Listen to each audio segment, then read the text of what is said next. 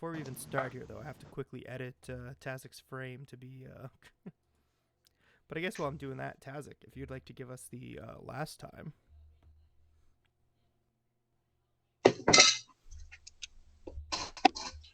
Of course. In a couple of seconds. Okay. And hello, everybody, to all of our viewing audience. Hello, viewing audience. Welcome. We see you. I keep an active viewer count. It fuels my anxiety.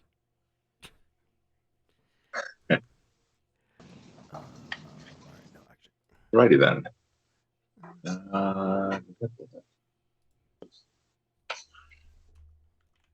Last time on Let's Throw Dice, we awoke to Quint still missing from our crew cabin. Morgan woke Spook up and took him above decks to start the day, as Eldon went back to the cabin and Officer Tazik went to the cannons to start getting them ready. Quint awoke in Grok's arms, and he shifted and went to leave the cabin as Dinner, the chicken, expectantly went over to the halfling and waited for Quint to give him some food. They climbed on Quint's arm and they headed off into the galley, as Quint was bemoaning Kroop's abuse of alcohol as he snored in the corner. Morgan and Spook set about cleaning the decks as Scourge came over to Morgan and told her that she was to report to Ratline in the crow's nest, as she is now the new rigger. She leaned over and whispered to him, "It's not the size of the equipment, it's how you use it," and then climbed the mast to the crow's nest, leaving him in his tears. Ratline told Morgan to work the high riggings today, and Ratline just settled down in the crow's nest and basically slept in a hammock, or snoozed. Tazik took quickly to retrofitting the cannons, and took along Kipper the gun hand to help him. Discussed his past a little bit as they worked and learned that Kipper was brought onto the ship. Bought himself onto the ship as they are bought themselves onto the ship as they're not obvious of gender, as they are a lifelong sailor. Quint entered the galley with Dinner on his shoulder, and Eldon questioned him regarding the chicken and the evening that happened before. Quint began to clean and prepare for the day's meals, and Quint said he brought Dinner along as she has a soft spot for Eldon, and the chicken wasn't horrible to him. It did look like it took a giant steaming dump into Eldon's grog in the morning, so that might have given her a little bit more.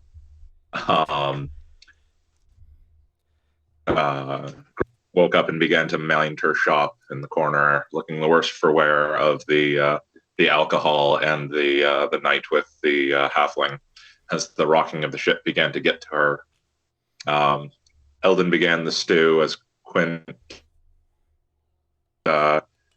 asked him if he thought, or what he thought would be a good thing to cook for dinner. And Eldon said, "No, stew is the best option. Let's keep it simple. Don't piss off the captain." Morgan began to work the riggings as she got the hang of letting out the sails and getting ready to set about the day. She saw a large creature flying towards us, something around 50 feet wide and scaly. Those wings were not flapping, and it seemed to be coasting on the air currents. She warns the officer, and Scourge takes a look and then turns scared and shouts for all guns to come on deck as the creature approaches the ship. It's a giant dinosaur named Quetzalcoatl, and it has a rider on its back, and we watch as it circles around and follows behind us. Rosie screams as something else lands on deck beside her, and then many more start to land on deck. And we realize we're about to fight for our lives as Tazik shouts that we are eating dinosaurs for dinner. They're not dinosaurs, man. Sorry, pterosaurs? Pterodons? Pterosaurs? Something like that. No, flightless birds. No, wait. Flighted lizards. Yeah. I'd say featherless birds, but they might have actually had feathers. Featherless bipeds? We were fighting men. Yeah, that's true. How dastardly. We've been fighting humans this whole time? Yeah. The first of the pterodons raced off as it landed, saw that there was no one around it, and then raced off into the air. Eldon took a stab at it as it raced past him, but missed. Then Eldon screeched at one, and its head just burst into shards as they began to start pecking away at the crew members. Tazik took a shot at one and turned it to a fine powder. Quint blessed everyone on deck as he gave a quite rousing speech and Krine just yeeted one right onto the deck, and it splattered in a hump. Morgan turned one into very, very thin teppanyaki slices as she walked into the fray. Another of the creatures attacked us. Eldon attempted to zap one and missed, as a very larger form of these creatures swooped down and grabbed a ratline from the crow's nest and began to fly away. Tazik, not wanting to lose a crewmate to this, took a shot and blasted a hunk out of it as it dropped Ratline in pain, and he splattered onto the top deck and passed out from the exhaust or from the impact. Sly did her thing with one of the creatures, and we don't judge. As another large dinosaur grabbed Jack, the son of Krine, the first officer now, and started flying off. Quint shot at that dinosaur as one of the smaller ones charged Eldon and smacked into him. Morgan started to head to the top deck as the pterosaur that Tazik shot said, "Hey, that rat's hurting me," and started flying towards him. Eldon shocked another one of the creatures into a fine powder.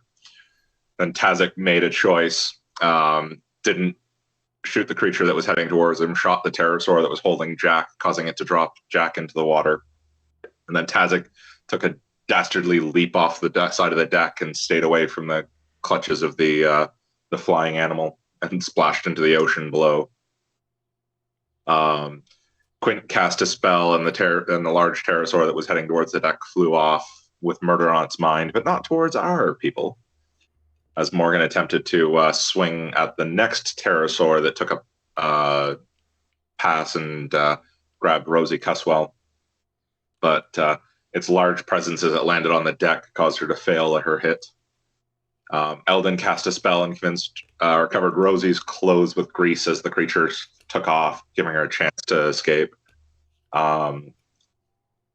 Tazik started to down to potion and started to swim towards Jack as the motion of the boat started carrying them towards each other. The other pterosaur with Rosie in its hands now flew up and away from Morgan and took a bite of her, and Morgan took a slice out of it before it went 50 feet up into the air. Quint magically healed Eldon as Eldon's wounds were slowly increased by the tiny little pterosaurs pecking away at him. Yeah. Eldon stepped away and cast a spell and fried another one of the little tiny ones into pterosaur jerky. Morgan, not being able to shoot the pterosaur that was up in the air, threw a rope down to Jack, and he caught it as one of the tiny creatures tried to attack her and hilariously just booped into her shin. Jack grabbed the rope and then slowly started floating towards the rope ladder on the side of the ship. The pterosaur that was flying away towards its comrade up in the sky came back and started to attack Scourge, but didn't quite get to him before its later situation. Tazik grabbed the ship's ladder and started to climb back up while simultaneously loading his musket. Mm-hmm. Pterosaur that had Rosie in it dropped her, thinking that it would cause her to splatter and make her easier food. But Morgan managed to epically jump into the air, grab her from midair, and do a safety tuck and roll, and managed to stop Rosie from dying, and rescued her in the blink of an eye. Quint took a shot at one of the tiny creatures and killed it as Eldon walked towards the one headed towards Scourge and gave it a scream and caused it to just splatter into the deck as it smacked, or as it was diving. And Tazik climbed the ladder and took a shot at the last pterodon, and it expired and splattered back onto the deck as the last little creature decided really it wasn't the best thing to stick around and started to fly away. But Eldon just didn't want that to happen and zapped it to powder. And Quinn also with an arrow pretty much at the exact same time. and then started shouting to everyone to save the meat. And then Tazik brought or helped young Jack back up onto the ship, and then brought him to the top deck and told crying, "Please, it's yours." She looked vaguely annoyed at him, which is honestly the best that anyone has looked at, or she's looked at anyone on our hand yet, and said, "Get back to work." And Tazik nodded and ran away before he got in trouble for being on top deck. Attaboy. Attaboy, Tazik. Pushing the envelope. Making waves. Mm-hmm. And then we faded into black. And now you faded into the blue the sounds of waves and wood creaking. So, ladies and gentlemen, you guys have successfully fended off a horde of dinosaurs on the open seas, which Season did point out in private chat that we have that is a weird mashing of genres. Yeah, I couldn't really even stop to consider. I love Galarian. Galarian. I mean, the Shackles dinosaurs are just kind of native to them, and the Mwangi Expanse, which is also like. Yep. If you guys ever start going deep jungle diving, you can definitely expect an encounter with a T-Rex of some sort. Hell yeah. Except you guys are now going to show up at like level 16 and just one-shot the poor puppy. But, you know, like, whatever. We will tame Set the a T-Rex. gaggle of them at you. A gaggle of That's right. T-Rexes. Pretty sure Morgan would get an intimidation bonus if she rode up on a T-Rex. If you guys could load a T-Rex onto the ship specifically so that Morgan could have that in bonus every time you guys make shore, I'd allow it. I'd be impressed. Just the audacity of it. And the logistics. How the hell are you going to keep it fed? Carry companion, done. How doesn't many have to be lives living. does Cam have? Oh. My brother, carry companion, done. Oh, carry companion. That twisted and evil spell that's designed for exactly That smells this. so good, dude. That smells so good. For those of you not in the know, carry companion is just a straight up, I shrink my companion down into a miniature size, stick him in my pocket, and he stays that way until I release him. He's a statue. He's in stasis. He just hangs out. They don't starve. They don't die. It's literally just so druids and rangers can carry their animal companions into towns without getting in trouble. Kind of great. Yeah, with some interesting combat possibilities too. Yeah, it's not really meant for it, and there's, it would be some GM fiat to make it fair, because as written, it would be batshit broken in combat, because there's literally no action associated with summoning the animal again. So you just like in combat be like, ta-da! I have a giant animal companion. Yeah, the rules is written. It's a free action to just like drop a mammoth out of your pocket every turn. But yeah, all right, guys. So the ship is yours. You did just finish wiping the floor with these poor not dinosaurs. As stage crew is so keen on reminding us. I love the guy. Right. So what are y'all up to?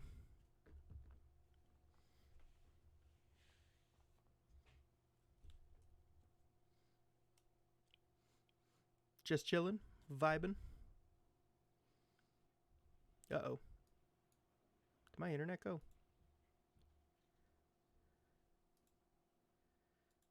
Start hurriedly grabbing some Yo, of the I don't know carcasses. what happened, but Bring it Skype down. just decided to boot me from the call. Ooh, that's a good sign. I'm just sitting here minding my own business, trying to ask you guys, saying the ship is yours. What are y'all up to? And Skype is just like silently kicking me from the call. Yeah, you're still, to me, you were still in the call, just frozen, Same. and now you're still frozen. I'm still frozen. Interesting. Yep. That's not good. What's going on here? I might just need to refresh your cam. Yeah, let's try that. Oh, is my video on? Oh. There we go. Am I back? You guys receiving me? Sound is back. I can see your box. Oh, yeah, highlight. you're Hey, back. there he Here is. I am. All right. Yay. We're back. Perfect. That's good. That's good. Okay. So, We back. So yeah, I was just saying before Skype so unceremoniously booted me from the call. The ship is yours. What are you guys up to? So, I remember previously Quint was shouting, gather up all the meat, bring it below deck. And And as he's doing that, oh, that's right, my apologies. He notices Rosie is pretty injured, and he'll kind of look for Stitchman, who's probably right Well, nearby. Stitchman is actually attending to Ratline, who is in much more dire shape than Rosie is. I believe Rosie is still very much conscious, while Ratline, if I remember correctly, actually I can just check his HP. What am I doing? I have this information. He was not conscious. He landed in a bloody heap. That's right. That's right. He was in very bad shape. So Stitchman is doing his best to apply all the surgical expertise that he can do. So Eldon, you can definitely see that from where you're standing. You see Stitchman is doing his best there. And yeah, Rosie is conscious, but very upset. Also, I think still greasy. How long does grease last? Minutes. A few minutes. Amazing. Yeah, I can dismiss it though. So if she's The last 30 seconds have been her just trying to get up and then slipping again. yeah, well, it's only her clothes. It's not the ground, so she's all right. But yeah, no, that was actually where I was headed. I was going to go over, make sure she was good, and dismiss the grease if she was still covered in it. Oh, because it is a dismissible. Oh yeah, okay. So Rosie's good, and you know she's panicked, kind of like stunned very much on everything that just happened because she went from being carried off by a giant lizard to falling 50 feet and taking half minimum damage on that fall, thanks to the heroic efforts of Morgan Blackheart. And so, yeah, no, she's you can tell she's having a bit of a panic attack. Let's put it at that. She's hyperventilating and trying to find herself. I think Quint started heading towards Rosie, but can see that while mentally she's having a bit of a breakdown, physically she's stable. And he'll kind of stop in his tracks. And he'll just kind of look at her and then look to Morgan and say, "Great fucking catch, Morgan." Got lucky on that one. Oh, I know a thing or two about luck. That was skill. I'm happy that you're on my team. You sure that wasn't part of your little act? Yeah, at that he kind of like taps the side of his nose and says, "It's a two-way street. I'm sure it had a little bit to do with it, but it was mostly you." And then Quint kind of straightens his back quite a bit. It says, "Rosie's not doing too well, but I'm not all that good with words. I'm gonna start gathering this meat together." I'll check on her. Excellent. Oh yeah, hold on. I guess you want to know how many. Yeah, all the corpses managed to stay on the boat too. Nothing fell into the water. That's spectacular. So you guys have. Didn't the one bigger Pteranodon ended up in the water, right? I could have sworn it fell on deck, or it died over deck. Or did no? It came back on deck. It came on back on deck with Rosie. Yeah. It's probably for the best. I don't know if I want to chum these waters. Don't worry. And at that, actually, to be honest, Quint would shout out, like, "We need the meat, but also I don't want to chum these waters. This is a deep ocean, friends." I mean, like, wasn't it just yesterday that we had Eldon tied to the back of the ship? Yeah. Yep. Don't worry, you guys passed over the drop-off. You're actually over Mariana's Trench right now. The lost city of Relay is down there. Here, the Kraken's boys. Oh, that's inspiration. Hold on. Underwater city? Ancient, decrepit, Lovecraftian. Oh, I'm gonna have to. I'm pretty sure there's a whole campaign for that.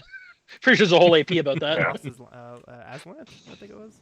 Ruins of Aslant. Yeah. Screw Aslant. This is in the Shackles. Aslant's like all up in the inner sea. We don't care about Aslant.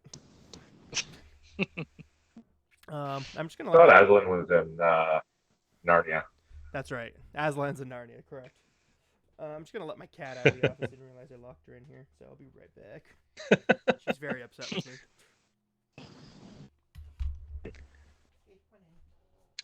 me. Quint noticeably seems to be trying to head back below deck, so that's what he'll do. He'll kind of vanish out of sight for a bit.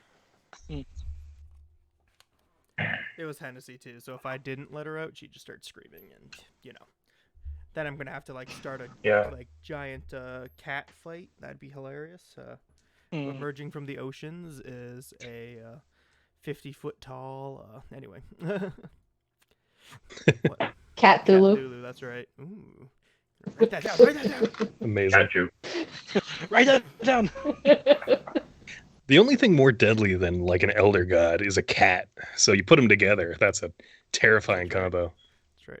It's a Why war the letter. elder gods Yeah. haven't come back? Cats are just too comfy. It's Yep. true. They're To keep intimidated. us safe. Yeah, there's like, speaking of like weird inspirations though, like real quick in giant animals, there may or may not be an island loosely based on the island of giant Pokemon. Just gonna throw that out there. It's beautiful. Are Pokeballs in the shackles? So not Pokeballs, but you can totally make a Pokemon trainer in Pathfinder. There's, I think it's a Druid archetype that is pretty much just a Pokemon master, or Summoner. It might be Summoner. Mm, It's a beautiful There's a thing. few I think there's a few options are that all kind of pretty if you funny that way. reflavor it, you all end up with a Pokemon master. I think there's actually like an alchemist. I'm pretty sure. Pretty sure there's like an alchemist that jars up. Oh, you know what, some that's small it. puppets or that's it. It's companions the or something. Alchemist, Yeah. It's Oh, an no, alchemist the one, I Summoner think. is that Yeah. You get to meet. You get to like use Yu-Gi-Oh Yeah. cards and summon monsters from like paintings. Oh yeah. There's the painting thing too. Lots of options. Oh, It's a good one. Don't stop giving my players ideas. Yeah. Anyway. Anyway, Yeah, Quint, you were gathering up. It was eight of the little dudes, and 2 of the big ones, and the Quetzalcoatlus, which you guys do still see very much tailing the ship. It's still off in the distance, just kind of watching. Interesting. Yeah, Quint will be dragging things below board, so he'll probably be busy. Though, as he leaves, he kind of makes eye contact with Eldon, and he says, like, I saw you fight a little bit below decks previously, but you're strong. You electrocuted several of those flying beasts. bit after our last exciting combat. It's been feeling a little bit stronger than before that, so thought I'd test out the limits a little bit and see what I could actually do. But fun to take the training wheels off a little bit. Good. I like that. Yeah, I think this is gonna go quite well. I'd agree. Alrighty. Well, I got lots and lots and lots of meat to prepare. I'll give him. I'll give you a hand, and I'll start scooping up another handful of them, and I give him a hand heading below deck. Excellent. Right. All right. So you 2 are heading below deck with all your delicious grub. Tazik, what are you up to? Yep.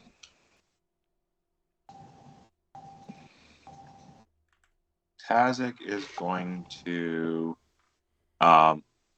take a look and see how Ratline's doing. All right. So yeah, you got. I mean, you're an officer. You're allowed up deck. No one has immediately flogged you for being up Yes. there. Though Scourge Exactly. very much did not like watching you walk past him, I will say. And so It's nod to Scourge and go. Ratline is in pretty rough Officer. shape. Officer. He doesn't even like say anything to you, just kind of grits his teeth. Cause he's a little bitch. Yeah, so Ratline is in pretty rough shape. He landed pretty hard when he hit the deck. You can see that his one leg is sort of bent backwards, and the other one has there's some bone sticking out of his other leg. And his face, his eyes are just kind of like swollen shut from the landing, and he's just you can perceive ever so slight breathing as Stitchman is working quickly to staunch whatever all the actively bleeding wounds on this man's body.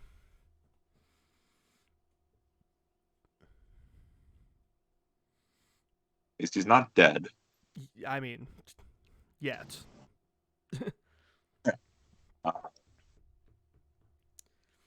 I look at Stitchman and go, "Is there anything I can do to help?" He looks at you and says, in no uncertain terms, that he knows you have a friend who might be able to assist this. And I nod and go. yeah, sorry, go ahead. I was gonna say I nod and go. Well, let's get him below decks. Right. And so Sushman does pick up Ratline ever so slightly. You see him taking extra care to like cradle his neck as best he can, as he as he takes Ratline. And I guess I'll direct you guys downstairs. Perfect. All right. Boom. So there we go. Take you guys down there. So I'm gonna check in with Morgan here, who's currently working with Rosie Cuswell. Yeah, so, as Morgan approaches, she kind of kneels down to be at Rosie's level, and just kind of like places a hand on her shoulder just to like kind of try and ground her and bring her back to. I like it. Can I get a diplomacy roll from you, please? Yep.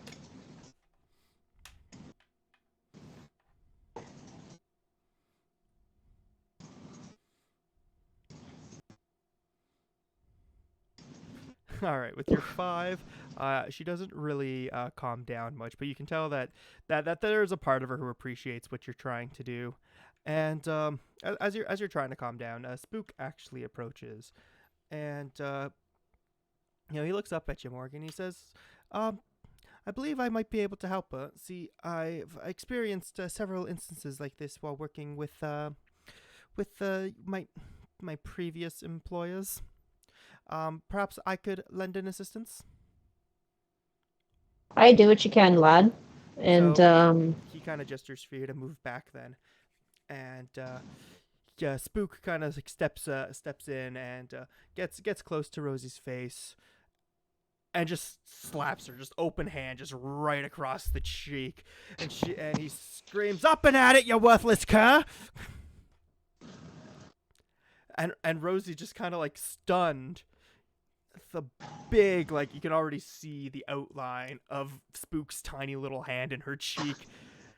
She's like, "You ever do that to me again, and I'll gut you, you little shit." And Spook just kind of smiles and just like scurries off to get back to swabbing the deck. Morgan's actually gonna grab him before he gets away. And she's just gonna pull him close, be like, "That's not how you take care of it." Well, she looks better, doesn't she? Like, true to his word, Rosie's actually like no longer in the middle of a blind panic. More stunned that this thing who is like, she's a halfling and he's half of her, would have the audacity to perform such an action. Morgan's just gonna kind of let him go, but she's gonna still have that look of like, "You do that again, you're dog beat." That seems to be going around. Spook just begins swabbing the deck.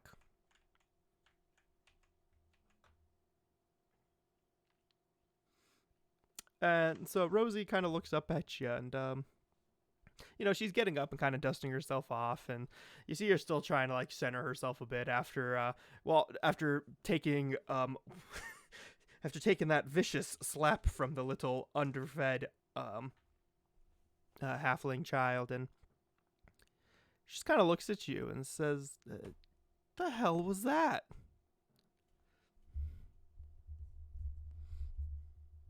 I guess a wake-up call. Yeah, say what you will. She's like rubbing her cheek from where he slapped her. Little bastard actually worked. All right. Thank you for the catch. And so you think Quint's gonna cook it? Seems like it. I can't wait to taste the beast. And so she gets up and, fixes her disheveled hair and stands up a little prim and proper and does her best to look unfazed as she begins to whistle away. And as she walks past you, she whispers one more time, just under her breath, to you, "Thank you," and just moves on her merry way. making sure to slap Conchabar for like having the audacity to laugh at her in her current state.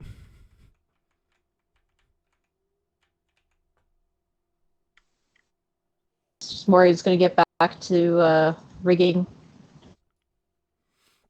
and that's about it. All right, cool.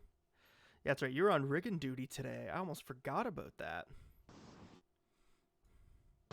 All right, so I'm gonna, I guess, pop down below deck where Ratline is actively bleeding out.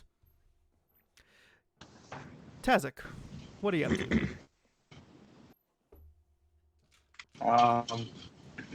Tazik's just gonna wave over Quint and go, good Sir Cook. I think we could use some of your abilities with Ratline, the rigger here.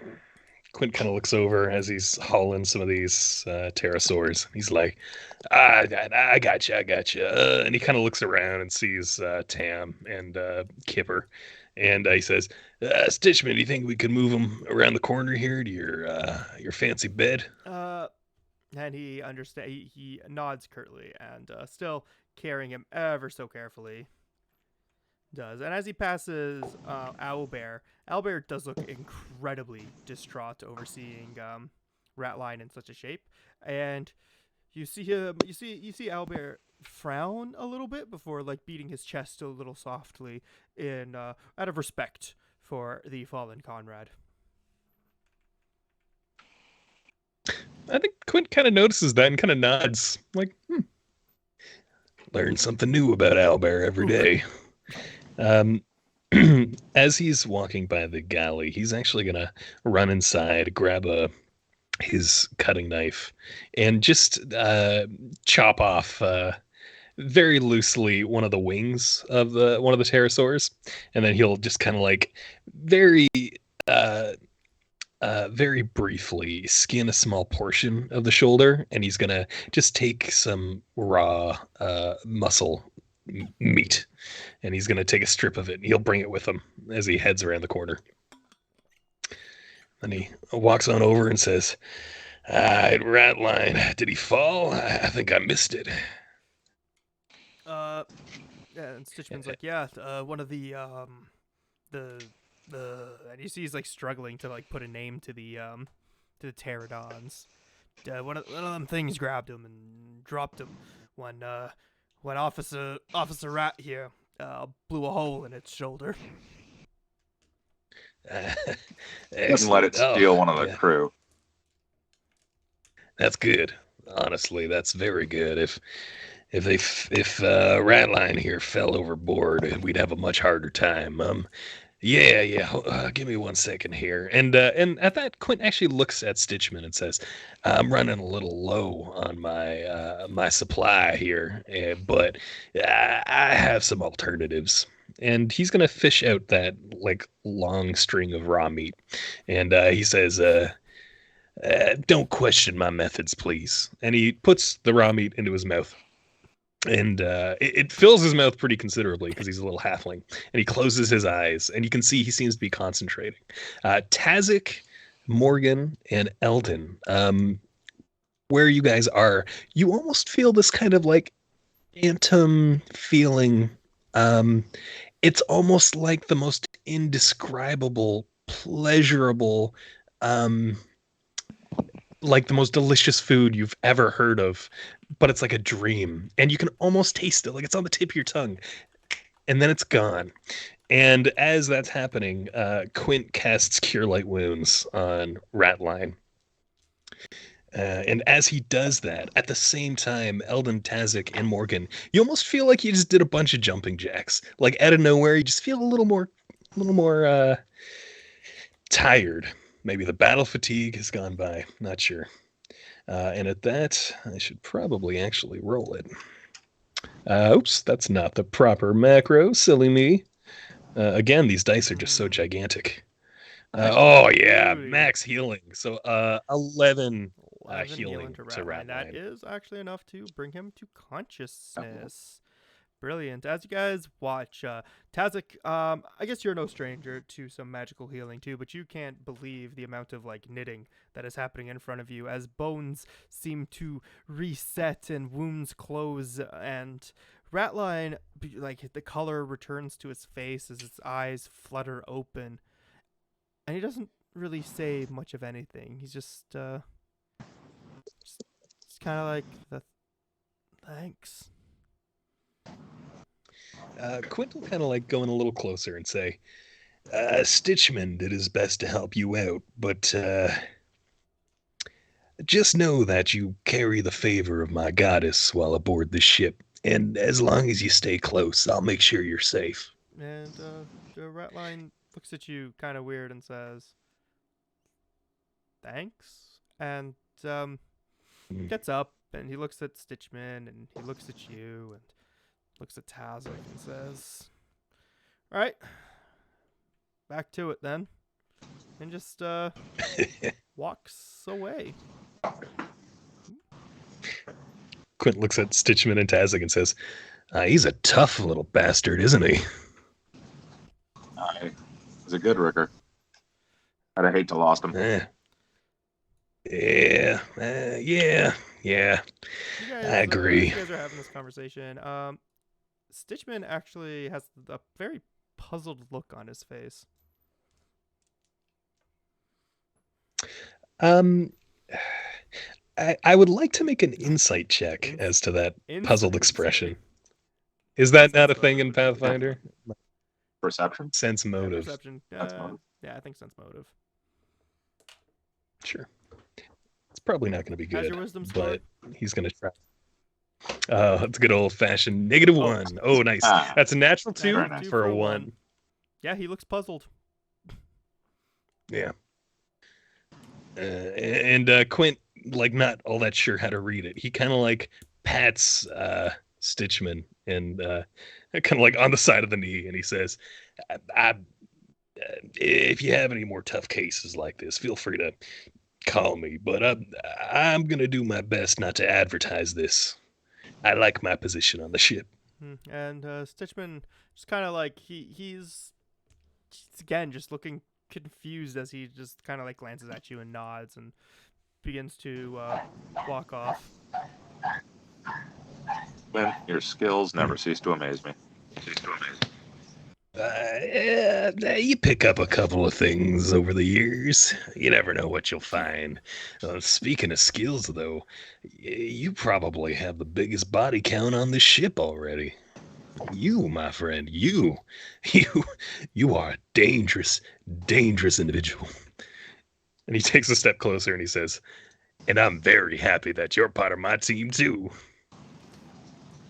Dazik just gives him a glance and a little wink and then heads off towards Croc's shop. There, Brock's chilling there. You know, she's looking pretty worse for wear. She's very much hungover. You can see it in her eyes. She is bloodshot to no end, and you see, well, she's leaning actually, so you don't see that she's walking with a limp.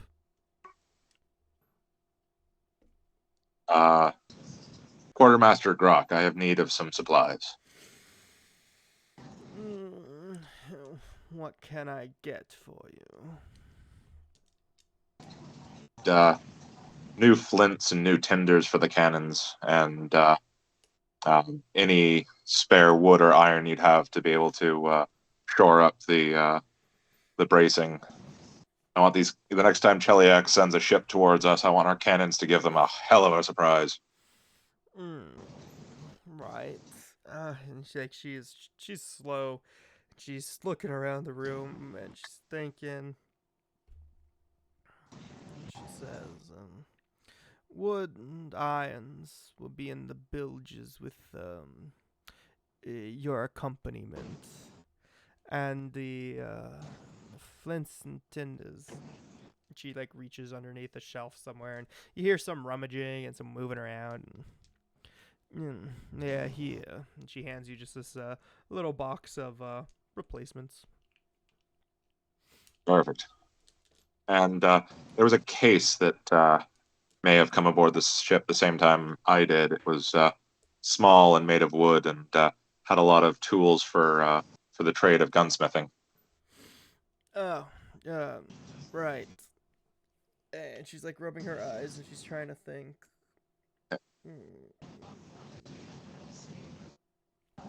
It's oh, pardon. And she like shouts across Eldon. Can I get some water, love? No, that's not her at all. Can I get some water?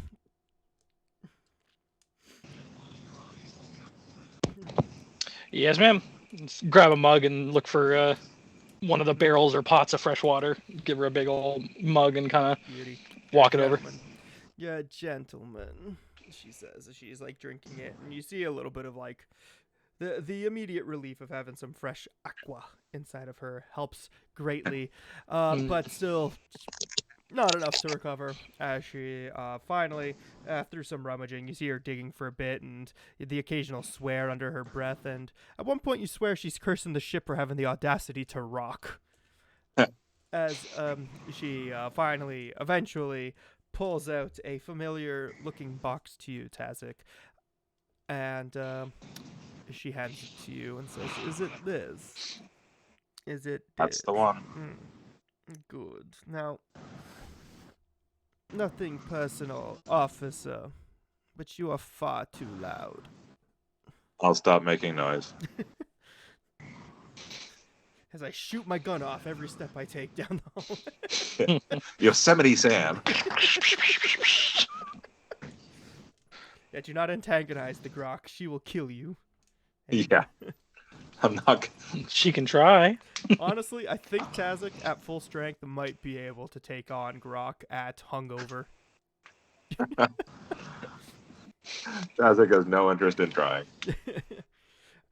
He's gonna head to the bilges to try to see what supplies are down there. Awesome. As you do open up the bilge doors, you do immediately recognize some of the cobwebs have started to fill in again, and you're seeing the twinkling eyes of those spiders kind of glinting off what little light falls into the bilges, so be careful. Noted. And so I'll get back to you in a second. Quint, what are you up to, buddy?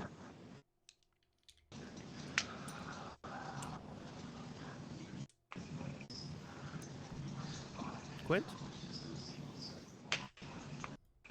My apologies. As Eldon and Tazik kind of walked around the corner, I think Quint kind of leans against the wall, and he's like trying to catch his breath. He kind of looks at his hands that are shaking really hard again, and he's just kind of shakes his head and takes a deep breath, stands up straight, and walks around the corner and heads to the galley.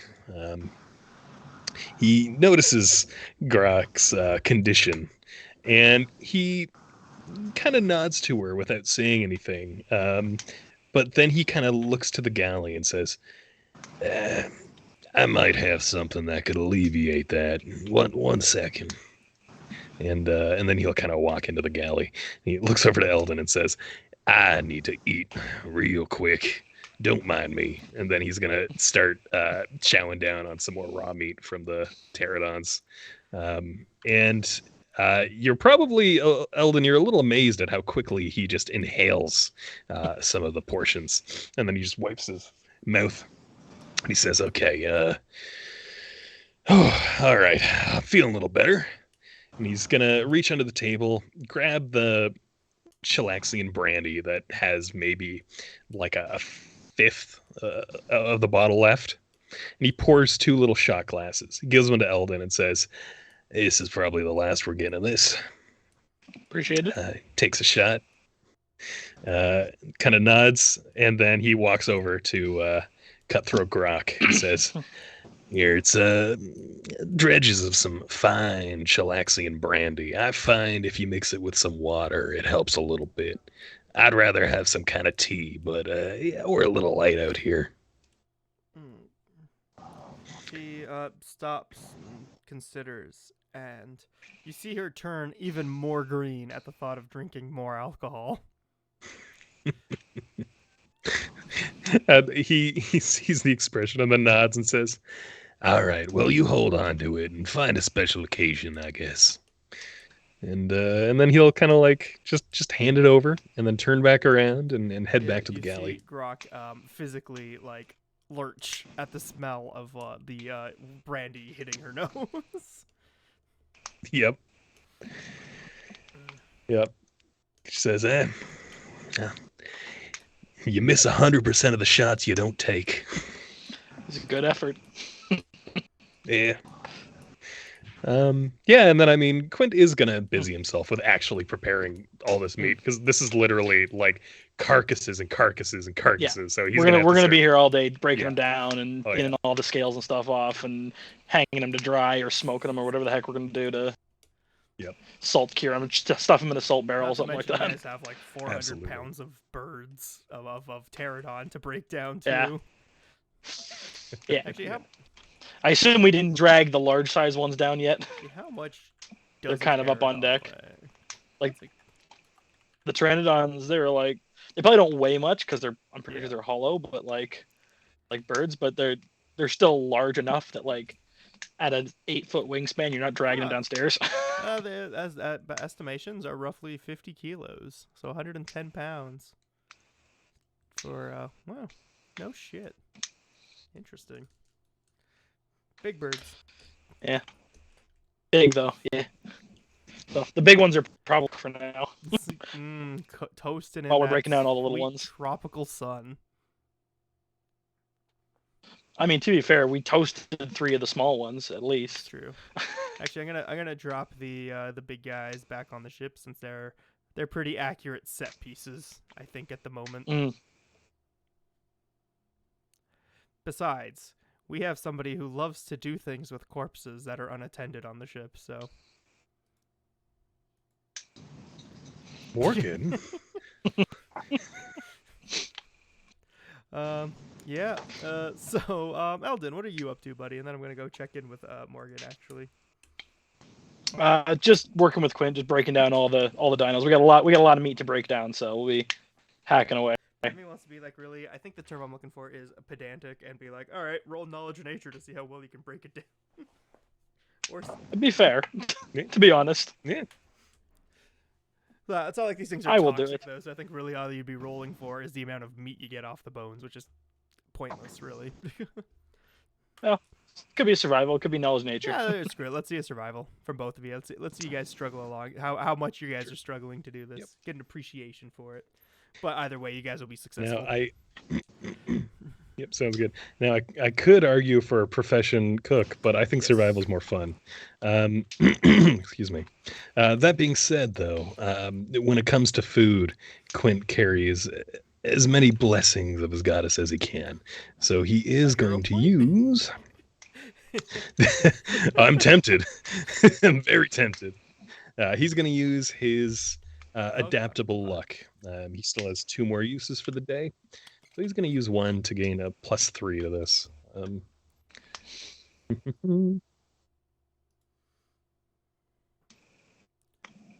right. Oh, yeah. There we go. That's natty 13 for 15. Attaboy. So, Quint, you may have done this at some point. Eldon, the struggle is real, but once more, as is tradition, Quint is the master, and you are but the student. Yeah, that tracks.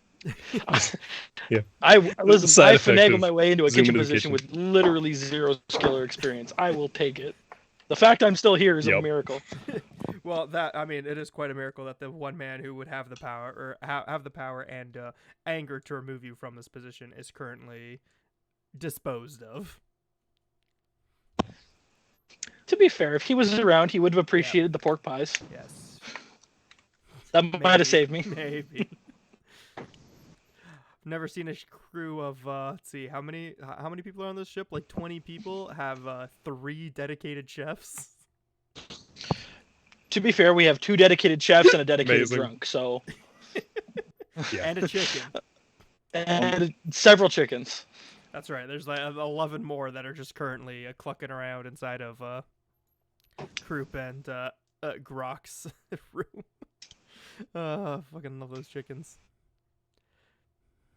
On that note, Quint is gonna shove his pockets full of grain for dinner, for literally for dinner.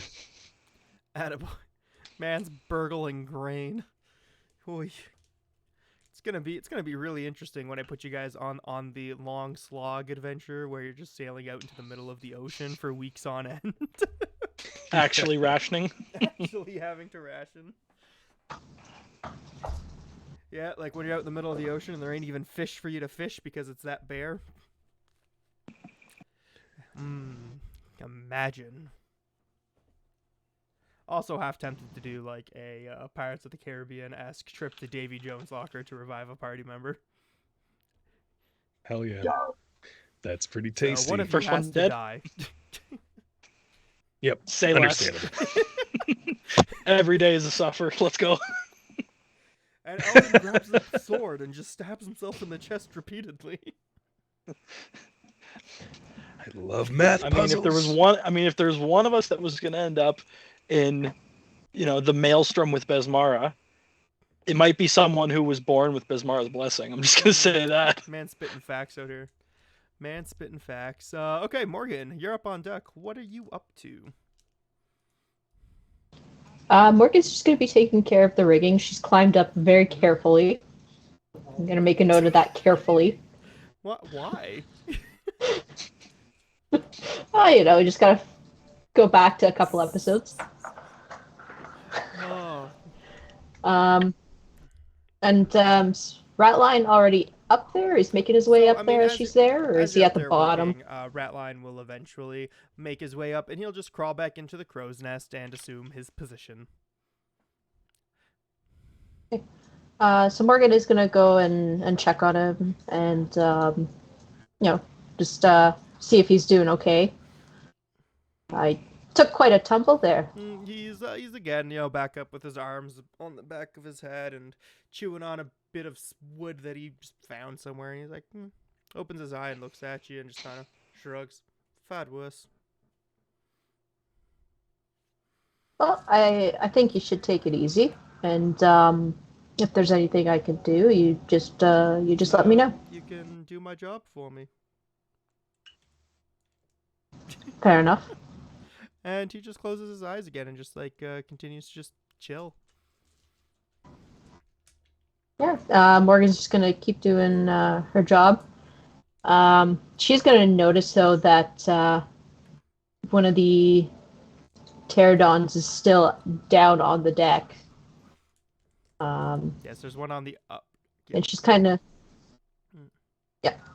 and she's gonna kind of half wonder if she should go and assist Quint and Eldon, knowing they're kind of lacking in the strength department, but she's not too sure if she can get away with it with Ratline up there and all the officers on deck. Getting up on the second deck will probably be a bit difficult. You do see Scourge kind of struggling a bit and his with the sweat pouring down the back of his neck as he's trying to move this thing, as Crine is just ignoring his struggle, and Stitchman is kind of smirking as he's laying back on the deck there, watching Scourge go, and you hear him heckle him every now and then, telling him to put his back into it. But of course, the alarming one is, of course, Sly, who is actively plunging her dagger repeatedly into the corpse of the other one, trying to do something. You're not quite sure what's going on there, but she is once again repeating the same ritual that she performed on the other corpses that were left on the deck of the ship, and just repeatedly stabbing the thing with that dagger that she is so obsessed with. Okay. Morgan's actually going to make her way down over to that one once she knows that everything's okay with the rigging temporarily. All right. Yeah, I mean, the rigging's fine. It's mostly just maintenance here. There's nothing that needs to be done here. The sails have the wind, and the ship is moving along at a pretty decent pace. So, yeah. Okay.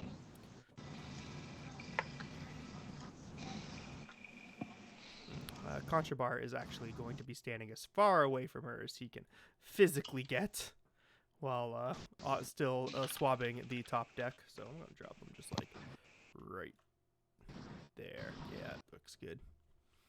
And Morgan, so what are you up to? So Morgan's just gonna approach Sly. She's not trying to treat her any differently from anyone else Mhm. as she's approaching, so she's trying to kind of keep it as cool as possible. Mhm. And to kind of go up to her and be like, I think we should bring this below deck. She doesn't respond really, but you feel like the hair on the back of your neck kind of stand up on end as you are watching her rhythmic plunging of the dagger into the creature's chest and wings and legs and neck and just kind of like all over the place as she's just going along.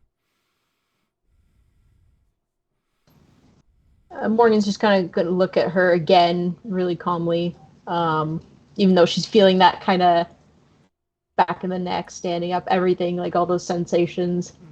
And she's going to look her squarely in the eye, or squarely as she can, because I'm assuming she's just going to town on this thing and plunging her dagger. Mhm. And um, so are you going to help, or are you just going to sit here and play with our food?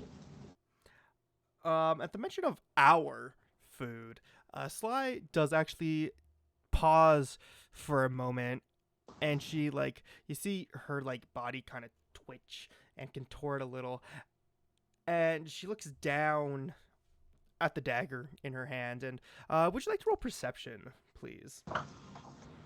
Yep.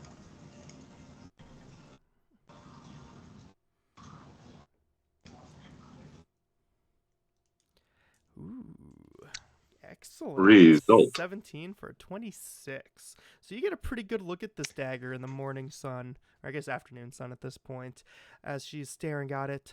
What languages does Morgan speak? Give me one quick second to check.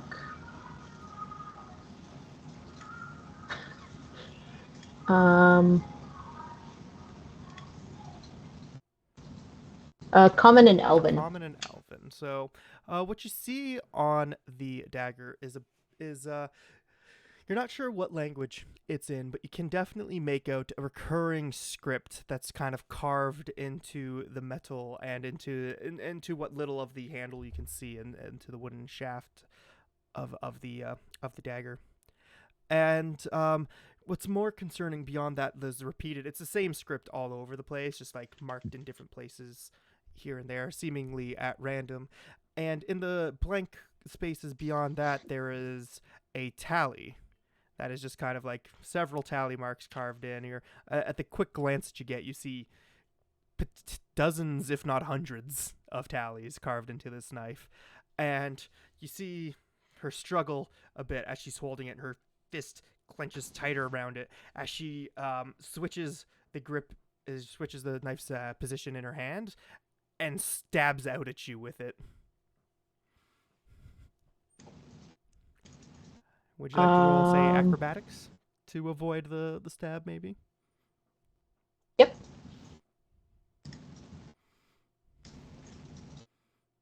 So you're 17, and your godly perception there.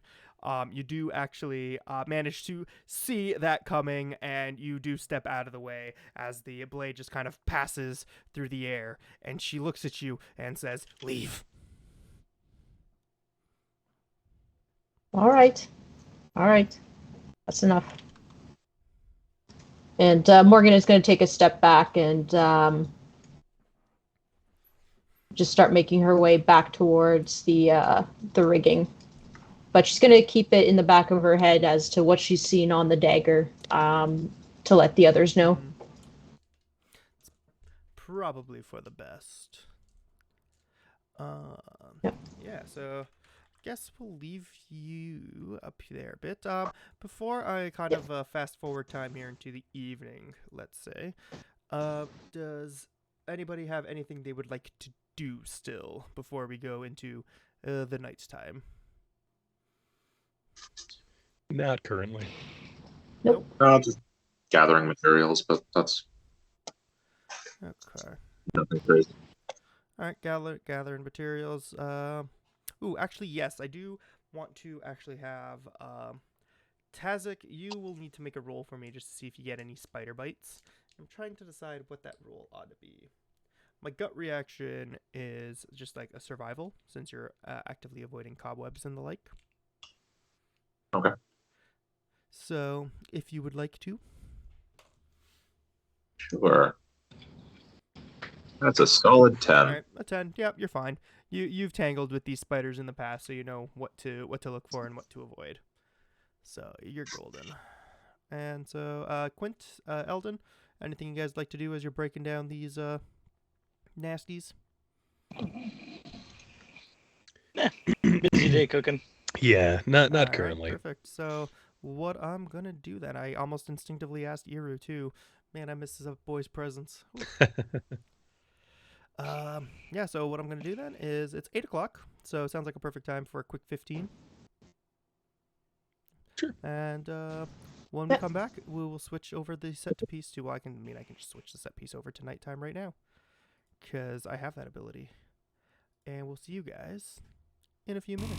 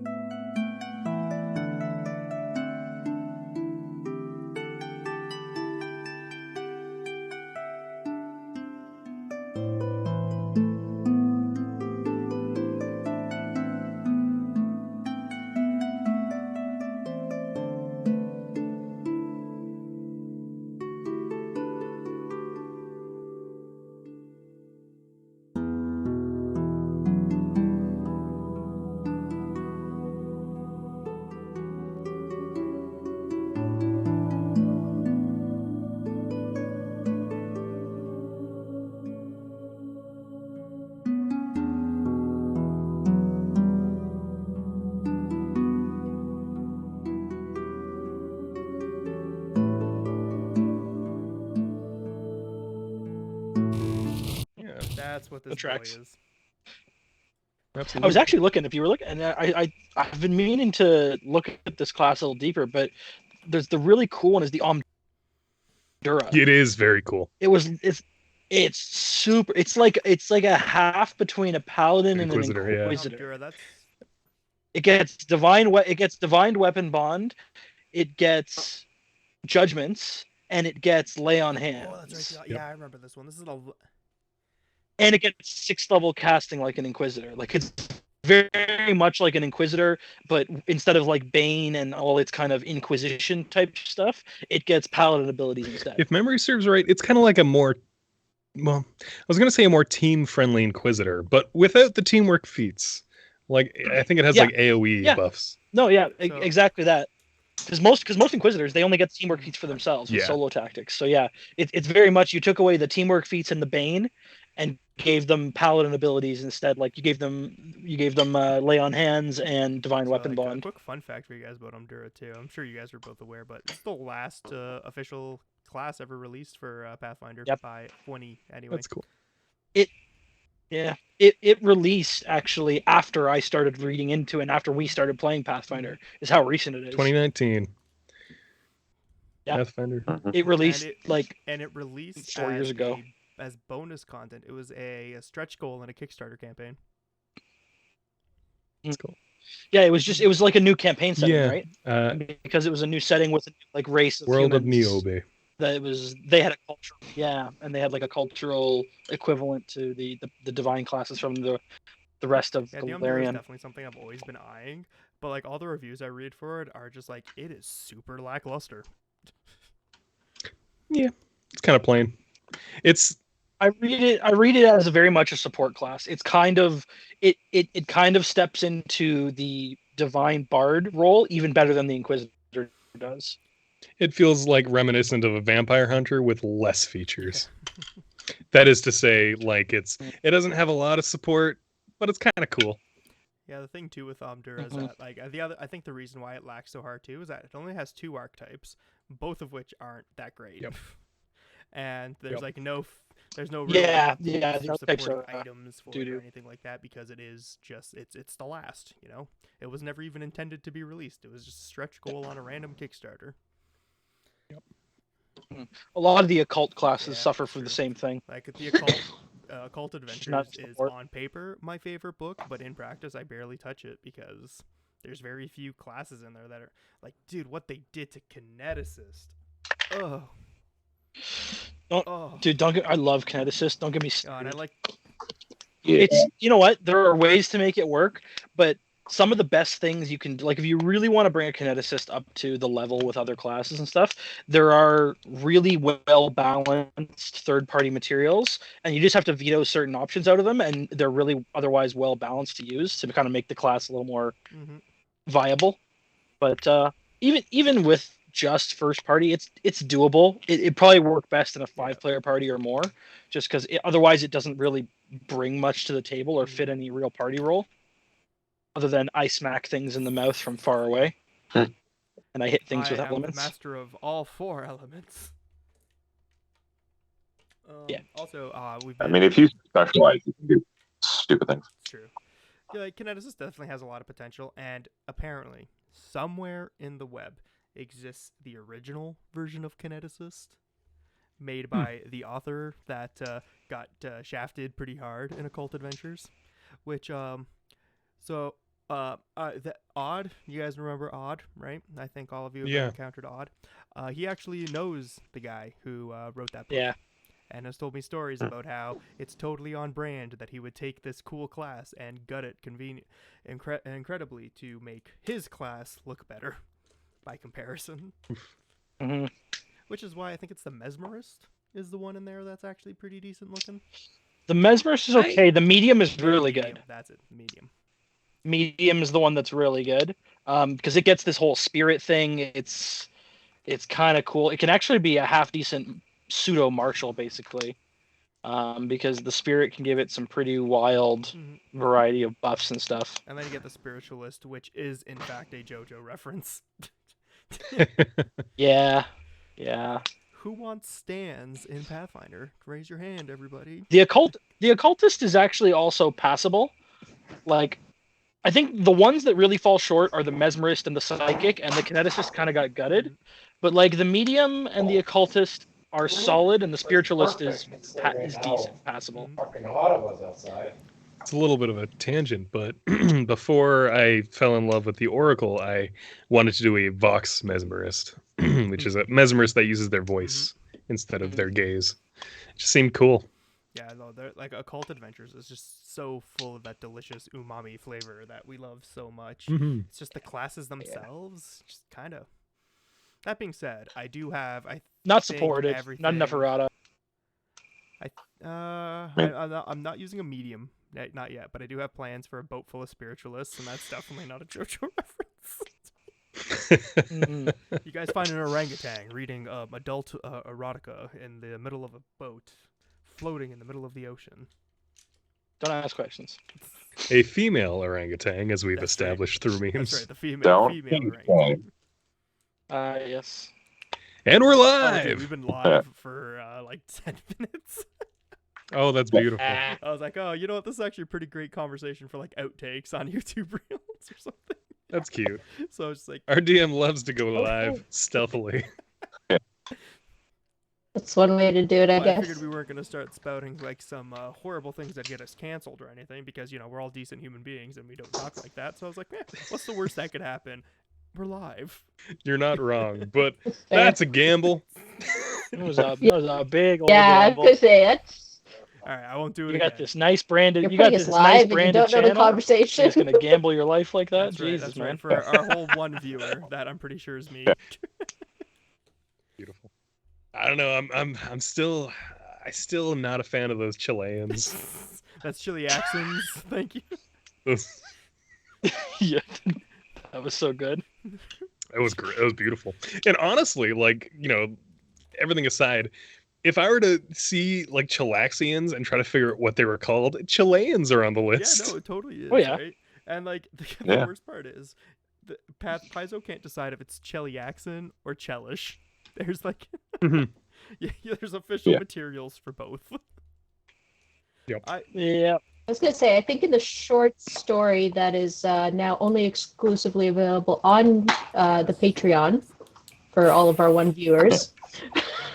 I think it's called. I referred to them as Yeah. the Chelish Yeah, I think Chelish in is that my preferred. because I couldn't figure it out either. I was just like, just too many Chelish too many just rolls ways. off the tongue so But- much better than Cheliaxin.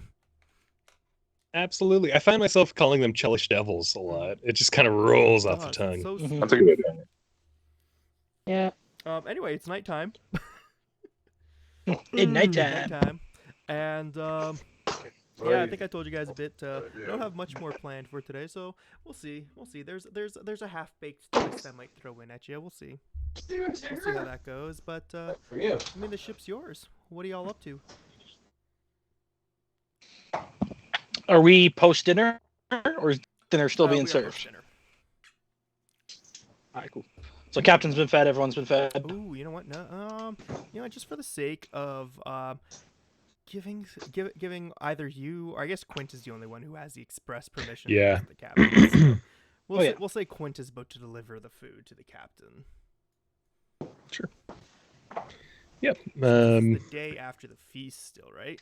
And as far as I'm aware, no one's gone back to collect those plates from the meal that you left in there. That's correct. I think Quint's plan is to collect the old dishes as he drops off the meal. Just for the heck of it, I'll give you a skill check for the captain's meal. Even though I could take 10, it's more fun to roll the dice. And I think All that oh, go ahead. I was going to say, and that being said, as I've established, anything involving meal prep, I'm going to use up my final halfling luck real quick. Ooh, a bold move. Oh yeah, Cool. it's a 27. Very nice. 17 for a 27. Why even take 10? It's right. Well, here's the thing. On more than one occasion, I have rolled a natural one for this. True. And the cool thing to do is to accept the natty one But at the same time, I have so many resources to re-roll things.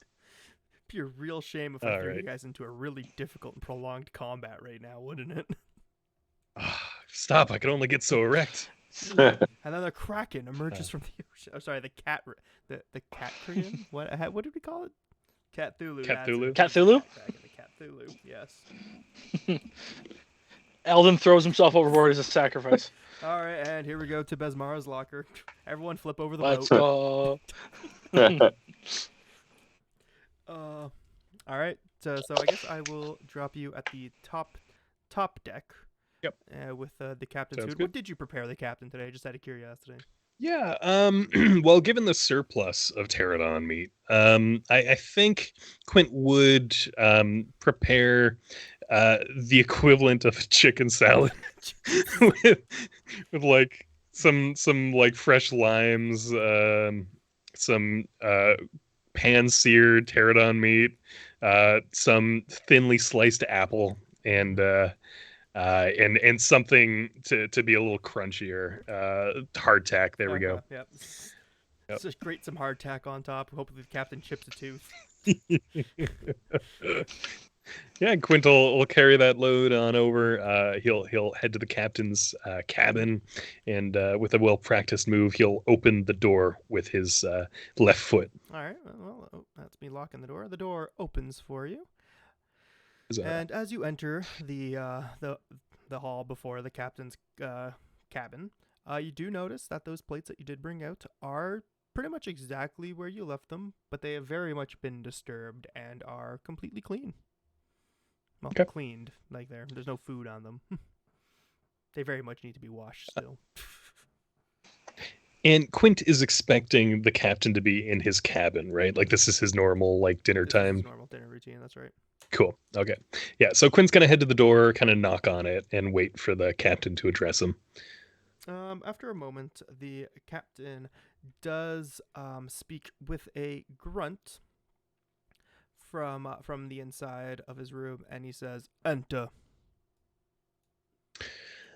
Yes, sir. And yeah, Quint will kind of open the door with his foot as he walks in. As he usually does, he's going to place the bounty on his kind of meal table to the left of his bed, as he says, some of the fruits of our labors from today's fight.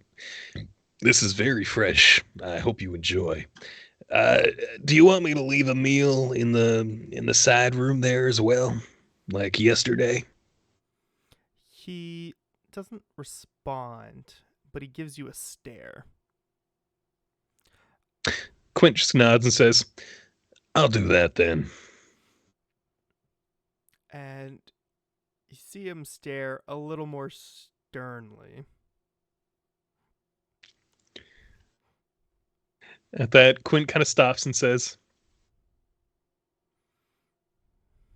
"I suppose I will only follow your direct orders instead of assuming what you want me to do. Let me know if I should leave food in the next room." And he doesn't respond, but you do see his gaze become a little less stern. And he says something that you're not quite used to hearing. And he asks, "Tell me, what does the crew require?"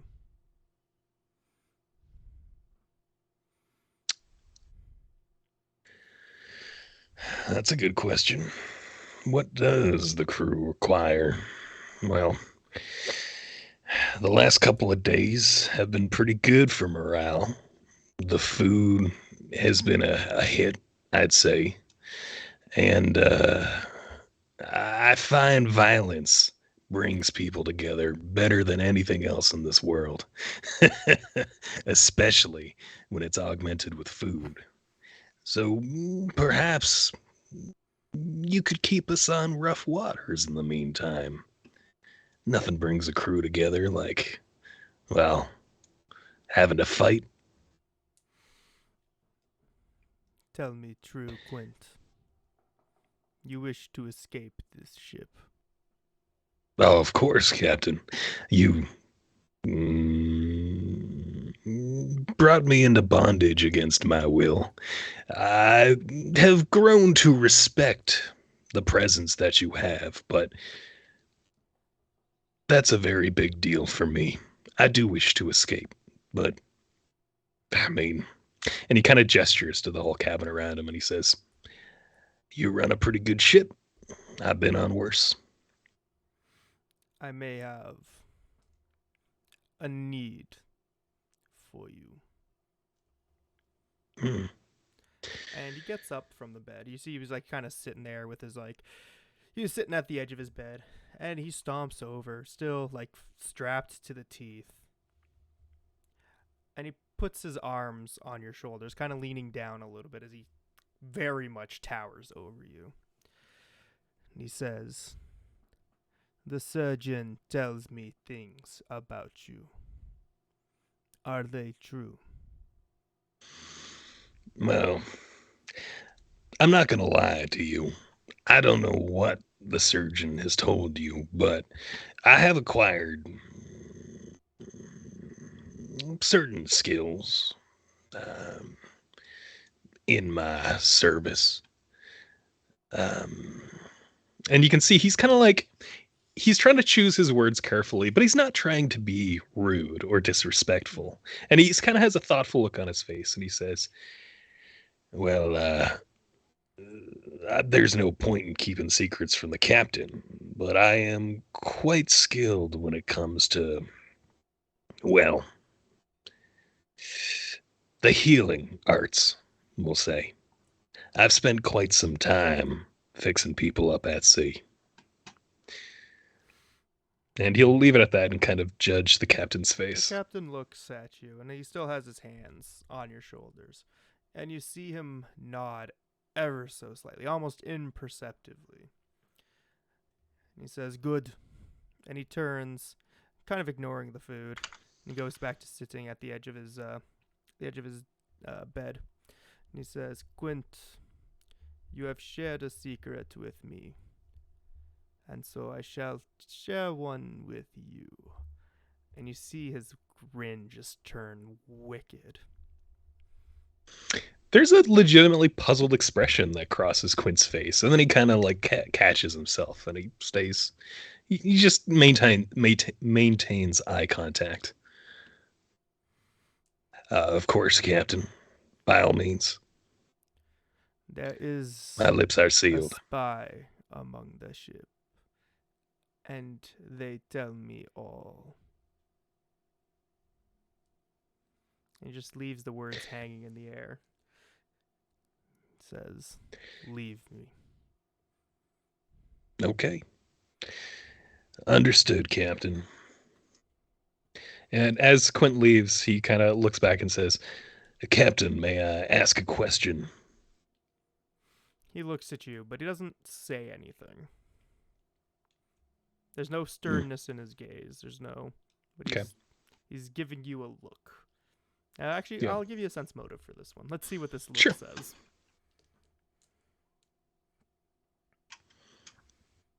Oh, yeah. It's a natty 12 for an You 11. feel as if he's giving you permission to ask a question. He says, "Does the spy know that they're a spy?" And you see this strange, almost grin kind of come across his face. The captain does not respond. And he says, "Leave." Yeah. Quint nods and says, "Understood. Enjoy your meal, Captain. It's an extra nice one tonight." And he leaves. And as he leaves, he closes the door behind him. And the moment the door closes, his entire expression shifts and changes. And you just see disgust and anger. And he kind of breathes in. And I would say Tazik, Eldon, and Morgan, you guys feel a little angry. And then it passes. And then Quint continues walking. He collects the used dishes and carries them out of the Would room. you like to roll perception for me, really quick? Absolutely. This is for as you're leaving the room. Yeah. Oh, Ooh. it's a 17. So, as is normal, what you've come to Alright. realize with this room is that the door over here does always have light flickering out from underneath it as if there is a torch or something on the other side. And as you're walking past, you see something you haven't noticed before. A shadow cross the light. Hmm. Quint actually shifts the dishes over to his left arm, and he takes a deep breath, and he starts tracing something in the air, almost like he's writing something. And then he kind of holds his hand out to the door, and he casts Detect Undead in a cone at the door in the direction of that room. Interesting. Yeah, I'll put that in the chat for you. Ooh. Could I ask why detect undead? Yeah, well, Quint is curious about the effects of that strange fungus, and he knows that Scourge is likely on the other side there, and it cannot be seen by the rest of the Scourge or crew. So he's Plug? curious. Plug, my apologies. So, all right, as you detect undead and you concentrate rather heavily to the other side of the door, nothing pings your. Okay. Yeah, nothing comes up. The room is, as far as detect undead is concerned, empty. Cool. Yeah, with that, Quint just kind of nods to himself, and he continues out the door. Awesome. That was weirdly tense. Yeah, it was nice. There's a lot of tension. All right, I'll drop you down here since that would be where you'd actually be as far as the ship is concerned. And so I'm gonna quickly visit because that's honestly everything I had planned for today. So I'm just gonna visit Morgan, Eldon, and Tazik and see if they have anything they want to do, and then we'll probably wrap it up after that. So, Morgan, what are you up to? Not much. Just she's gonna be getting ready for bed. That's the end of the night, and that's it. So you're working through the ropes and you're swinging around, doing your thing. As you've working the ropes all day, you have definitely gotten more comfortable with them, and you do feel a little more dexterous sitting around the canopy of the ship. And again, as you're getting ready to go down, you go down to the center mast, and yeah, Ratline is still very much unmoved, unbothered, still kind of chilling in the same position he's been all day. Yeah, except for the part where, he got picked up and dropped 60 feet. But he's just chilling there. He doesn't acknowledge you, and I'm not sure if you acknowledge him, but as far as you can tell, man hasn't moved a muscle. Morgan doesn't really acknowledge him. She's at the point where she's like done with his don't give a crap attitude. All right. Awesome. So is there anything that you would like to do then before we wrap up this evening? By the way, Sly is still very much chunking this her pterodon, and I will say in the hours that have preceded, Scourge has managed to kind of toss his half overboard, but it's like mostly it's half on the ship, half off, and he's just kind of standing next to it, completely wounded. Is it close to the lower deck? It's still very much on the top deck. Okay, Morgan is gonna get to the foot of the steps, and she's kind of gonna look up and she's gonna look in his direction. Permission to assist. Scourge looks at you very untrustingly. Would you like to roll? Are you being honest or are you lying to him? Oh, she's being totally honest. Diplomacy, please.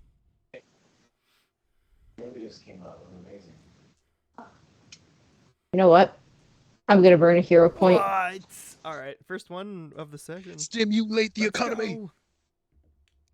Oh shoot! How did I add this thing? So you click. Normal, and then. Yeah, just roll like normal, and then the second text box. Situational bonus, yeah, right? Exactly. +8, I believe. Yep. All right. Rip. Nice. Ooh. All right. Very nice. That was a 10 for a 17 with a hero point burned. Love to see it. All right, with your 17 to diplomacy, Scourge looks down at you and looks at the pterodon that's still like half on the railing of the ship, half off. The weight of the beast still very much on the ship. And he sighs to himself and takes a step to the side and gestures for you to come up. Okay, Morgan is going to reluctantly come up, but she's still looking around, making sure other officers are not going to like try and flog her. Prine is eyeing you from the side of her eye, but still very much at the helm. Well, little Jack here, he's probably actually fucked off at this point. He's probably hanging back out at the front of the ship because he's a kid and that's what they do. And Stitchman's got a smirk on his face. You can tell by the rosiness of his cheeks he's been drinking something a little stronger than grog today, and is just watching from afar. Okay. Morgan is going to.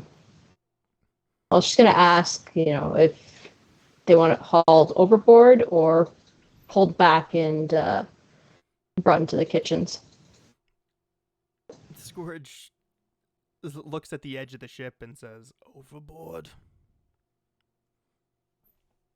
All right. So I guess Morgan's pushing it over.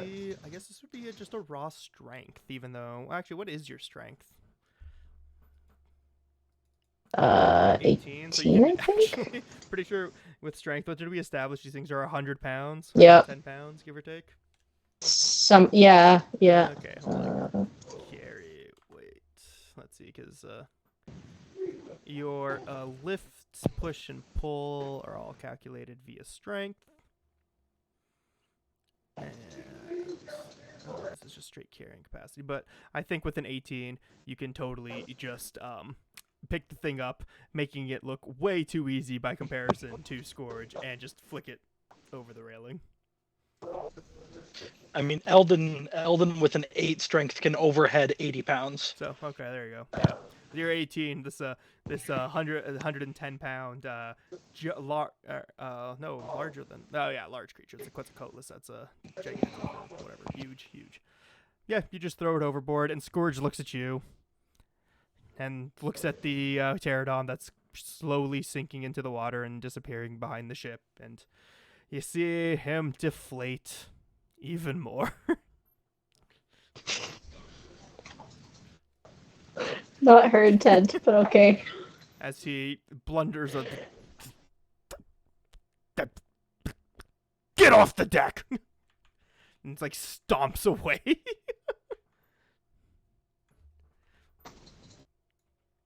Yeah, so she just does that and gets off the deck, and that's it. All right. For the night. I dig it. Quint, I'm assuming you want to go below deck, right? Yeah, he will be. All right, perfect. Eldon, what are you up to, pal? Since Quint just finished up cooking the captain's meal, and we're probably just finished the crew's meal, Eldon's probably just clearing down, doing dishes, wiping down the kitchens, that sort of thing, moving around all the, trying to maneuver around all the piles of meat that we've obtained today, and just kind of dancing around all the hanging hunks of meat and salt meat and all that stuff. Very important. Good. All right. So nothing else, just working in the kitchen then, eh? And I was gonna say, actually, if after dinner, if the halflings were gonna be doing any gambling, Eldon might try and get on any of the bluffing games going on for playing liar's dice or whatever. I dig it. Yeah, sure. Why not? Rosie would be down there for sure, as would be Giffer. Conchabar would join, but he'd be keeping his distance from Rosie after she promised to throttle him. And Tam Understandable. Tate is performing today, but noticeably missing is, of course, Ratline. Right. All right. So are they doing the usual kind of put up your coppers and then winner takes the whole pot? What's everybody got to put forward? What kind of bunts do they got lying around? I think the pot at this point would be somewhere in the ballpark of, let's see, Tam is playing, and Tam is actually, there is a very rare silver piece in the pot right now up against Shortstone, Giffer, Rosie, and they're throwing a handful of coppers in there, probably equating to about, let's say, 23 copper pieces. All right, so I'll put up Mhm. 10 copper, match the silver that's in there, and then we'll go for some liar's All right, dice. so I can't remember how we established this last time. Was this just a I think we just did bluff. All right. That feels good. Bluff feels good, especially in a game of liar's dice. Yeah, because it's a lie. If it's liar's Yeah, dice, it is so a bluffing let's see game. that bluff, buddy. All right, you know what? Ooh, economy You know what? stimulation. Stimulate the economy.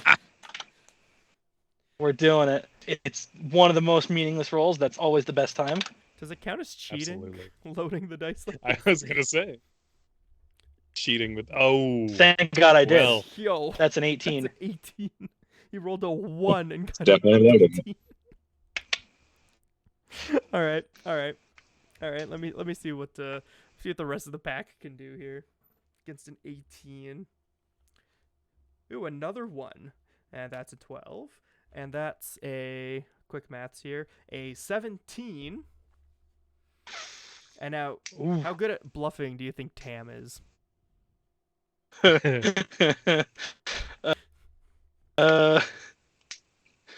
He's he dripping with intelligent? charisma. Is he even intelligent enough to bluff someone? My brother in Christ. He rolled a 19. He has such a strong negative. You're good. Let's go. So I gain 3 more coppers and a silver. That's right. Well, we rolling up, boys. You're rolling up, man. You're rolling up. All right, so Rosie is a 23 little coppers. upset and thought, guess I used up all my luck with that fall. Guess so. We'll try again tomorrow, maybe. And Tam is he's like, well, there goes my wife's shoes. Wait a minute. Wait a minute.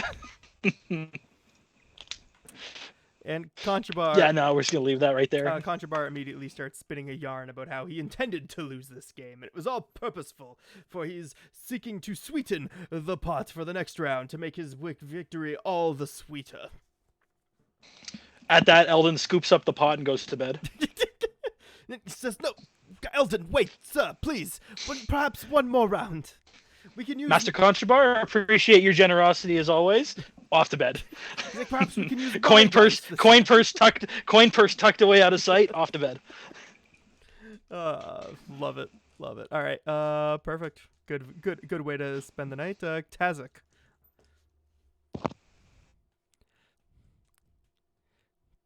Tazik is going to join in the revelry in the main hold instead of hiding off on his own, and kind of just be there. He's going to give Owlbear a handful of crabs since nobody else seems to have fed him tonight. Owlbear does beat his chest in thanks and immediately smash the crab to bits. And he smiles that disgusting yellow gappy smile at you in appreciation. Yeah. Otherwise, he's just gonna be present and look vaguely amused by the day. All right, Quint, is there anything you'd like to do? Yes, but I think he'll save it for tomorrow morning. So next session. That being said, would Quint be able to find the equivalent of a piece of parchment anywhere on the ship? That's a tall order. You do recall seeing Grok write tallies on such a device. Okay. I think that at some point, Quint is just going to find Eldon and just kind of kind of get into the revelry a little bit. Just be like, hey, I gotta play some dice against you at some point. Could you do me a favor? I just need to get something from over here real quick. And he'll try to walk over kind of away from earshot of other people. And once he has a chance to, he's going to kind of lean in close to Eldon and say, "Be careful what you say around Cutthroat Grok." And then just kind of pats him on the lower back and then continues on. All right. Acknowledged, but yeah, no real need to comment. Just kind of give him a little short nod of understanding, and go back to the events of the night. And at that, Quint, you can tell he's in party mode. He's like, "All right, let's get these dice going, you sorry sacks of shit. Let's get this going." Bar's immediately in there with you and begins gallivanting on about how you don't stand a chance in the 7 hells against him and his loaded totally legitimate dice. And I think Quint, that might be where we cut it for tonight. All Everybody right. feeling good? Yeah. Heck yeah. All right, I dig it. Good to me. Cool. Oh, hey, Wiggum shows up right as we're about to log off.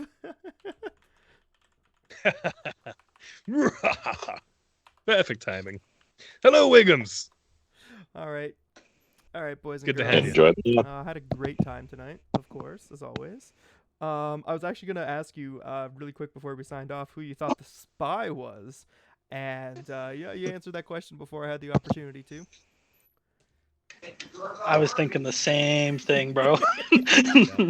There's I was thinking the there's a couple same of thing. good options, but Quint's kind of that's what he's thinking. Okay, could be. But anyone, it could be anyone. or anything.